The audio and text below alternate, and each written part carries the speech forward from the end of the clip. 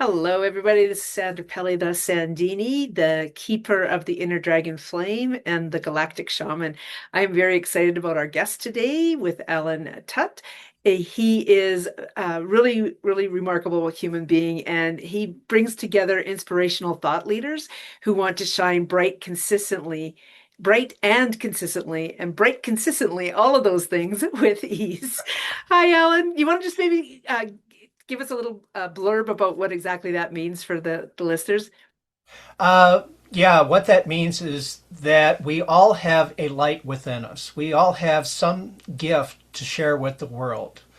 And one of the things that I'm working on right now is I'm helping people who are themselves leaders of others, not only to shine bright for their audience, but also to help their audience shine brighter as well. So that as we tap into our gifts, as we release our inner brilliance and let the world see the gift that is within us, we can make the world a better place for everyone. So my task at this point is to essentially multiply that effect beyond what I can do myself to help others um, increase the light level of the earth.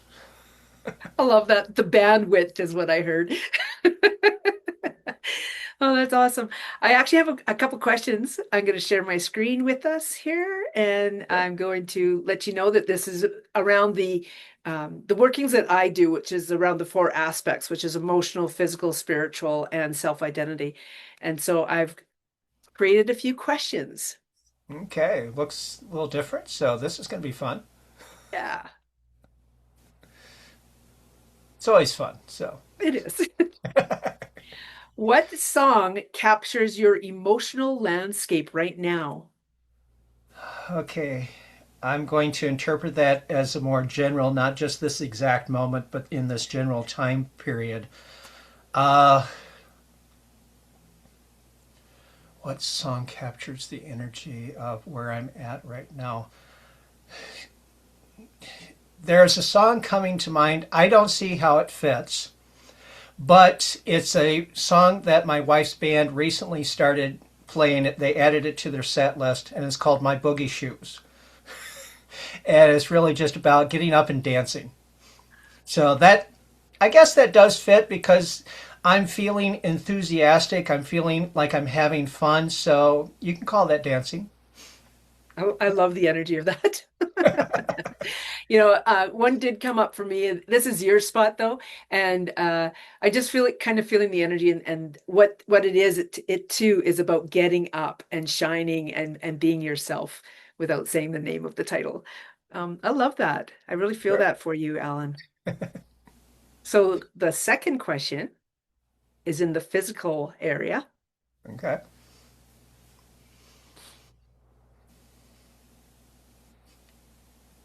Ooh, just slid by that one. What physical activity clears your mind instantly? Oh, well, that one definitely easy dancing. Anytime I'm getting up and moving and just letting my inner mind take control, my conscious mind steps aside and says, okay, that's beyond me. You handle this. And that Uh, puts Go me ahead. right into flow. Yeah, yeah. I love the energy of this. I feel like I'm going to be very repetitive here about loving, loving, loving because I do.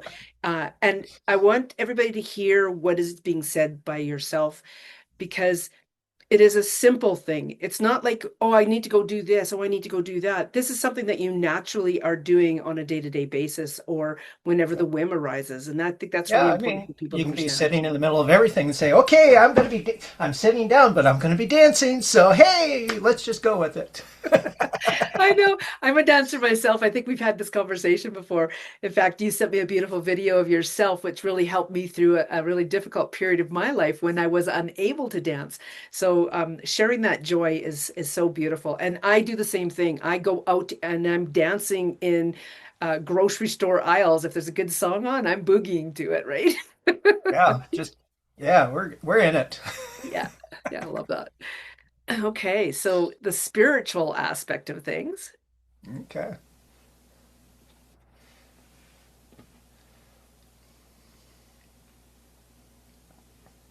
How do you know when something is meant for you? I think the easiest way I can describe that is that there's a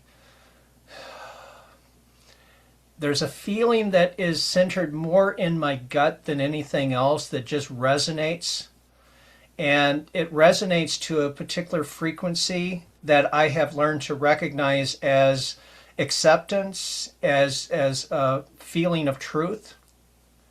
And so I think that's really my indicator when something is coming in and I feel that inner knowingness that I've learned to identify over the years, then I know that yes, this is for me. But if something else comes in, even though my conscious mind might like it, might say, oh, this checks off a lot of boxes of what I'm looking for, if that inner feeling resonates to a different frequency, it kind of like it kind of pulls and twists and gets into that little knot that says, nope, this isn't for me. I want to expand on this because I think you're really speaking wisely about the solar plexus area, right? Yep, yep, And it's right in there. yeah, very few people have the ability or awareness, I guess I might say, about how that solar plexus is reacting. Oftentimes, they mistake what they're feeling in their solar plexus, their belly area, as fear or apprehension. And yet, that excitement can feel exactly the same. However, when we choose to look at it a little bit more closely, what is this feeling? And it sounds like you've done some work in this area. Oh yeah, it took me a lot of years of paying very close attention to how am I feeling, how am I feeling, how am I feeling, how am I feeling, and then letting that data collect until it reached a certain point where there's some part of me that just recognizes. It's kind of like when we're first born. We don't recognize faces at first. We see shapes, we see colors, we see just the general outlines of things. And it's only after we gain a certain level of experience that we're able to actually notice the details. Kind of like the stereotype. Oh, well, people of that race all look alike to me. It's like, well, that's because you don't have enough experience with them to notice the differences. And so the feelings are the same thing. Until you get enough experience to really recognize the subtle difference between this feeling and that feeling, like fear and excitement, they are very similar, but when you really pay attention, there is a difference. Yeah. I'm really glad I expanded on that because I think a lot of people needed to hear what you had said. And sometimes it becomes a very natural thing to like the way you're saying it, it sounds very cut and dried and it's this and it's this and it's this. And yet it's something that I very naturally, without thinking, oh, how am I feeling? How am I feeling? How am I feeling? I haven't necessarily done that. And then again, if I look back, then subconsciously, I believe I actually may have done that exact thing. So, and the reason I say this is you could be anywhere on that. You could be where Alan has very, very much so stepped into, okay, how am I feeling in this moment? What am I feeling? Right. And I mean, I could go on and on and on about even how to do that, right? Like with extra steps. And you could also do this very naturally at a point in your life where you've grown to recognize, okay, something's going on and I'm automatically am shifting and changing. Very powerful. Yeah. Yeah, that's why some people are naturally intuitive because they just resonate with that. They're tied in with that. They're connected to that level of their own being. And so it is that natural thing. But for some of us, like where I was at one time before, I was so analytical. I was so conscious mind focused. I was so in my head that I was so disconnected from that level of my being that I had to make the conscious effort to make that connection and to learn how to operate from there. Mm.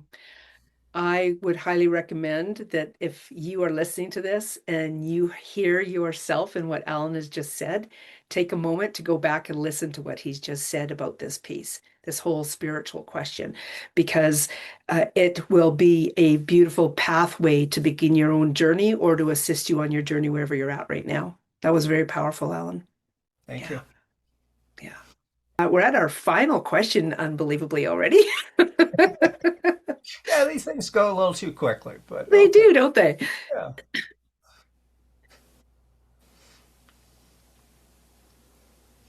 What title feels true for you right now?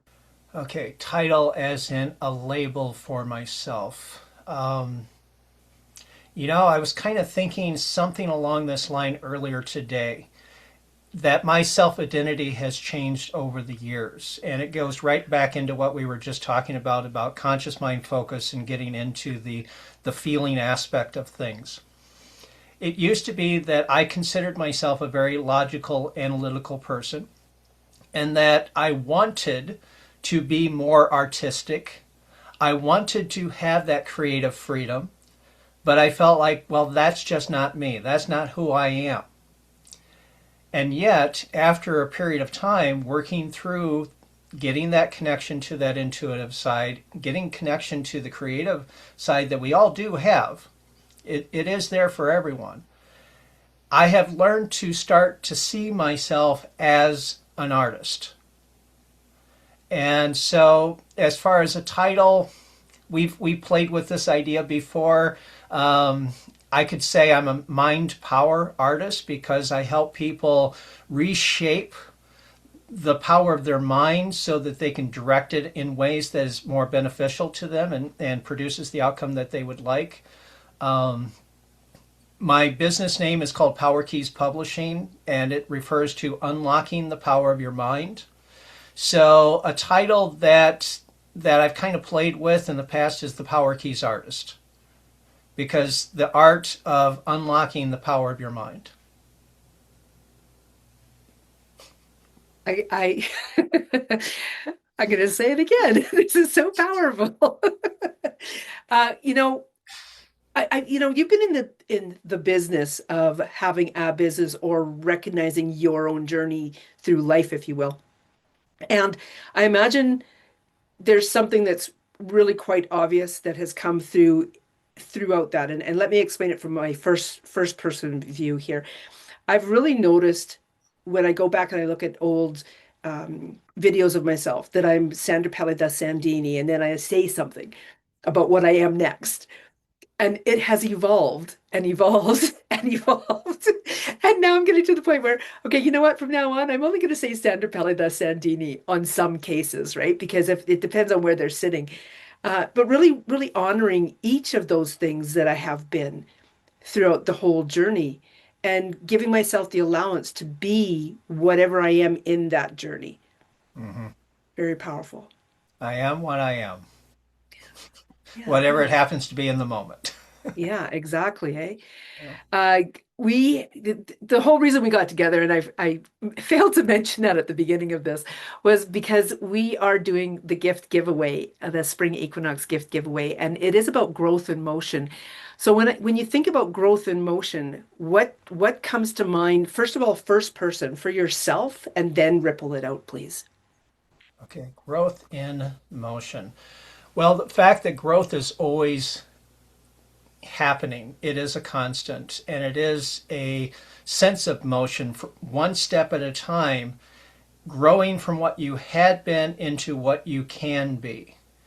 And so growth in motion is about progressing forward rather than backwards. Growth in motion, at least for me, is about becoming more than I have been, stretching myself, pushing past boundaries, reaching into areas that are unfamiliar, and then taking the time to get familiar with those new areas of living, new areas of myself, new areas of experience, new areas of the world, even. I mean, that's one reason why we do so much traveling, is because we want to learn what else is out there.